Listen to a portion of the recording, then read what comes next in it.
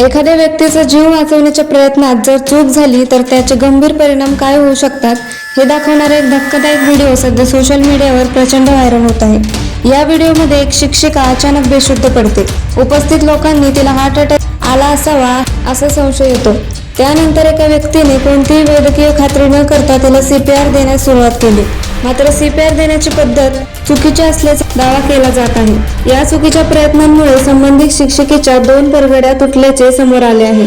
त्यामुळे सोशल मीडियावर या घटनेची जोरदार चर्चा सुरू झाली असून CPR देण्यापूर्वी योग्य प्रशिक्षण किती महत्त्वाचे आहे याकडे अनेकांनी लक्ष वेधले आहे। वैद्यकीय तज्ज्ञांच्या मते CPR हे जीव वाचवणारे महत्त्वाचे तंत्र असले तरी ते योग्य पद्धतीत आणि योग्य पद्धतीने दिले जाणे आवश्यक असते।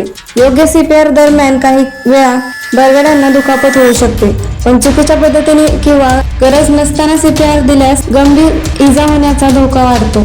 सध्या हा व्हिडिओ सोशल मीडियावर मोठ्या प्रमाणात व्हायरल होत असून अनेक जण या घटनेवर विविध प्रतिक्रिया देत आहेत। मात्र या व्हिडिओच्या आधारे कोणतेही वैद्यकीय निष्कर्ष काढणे योग्य ठरणार नाही।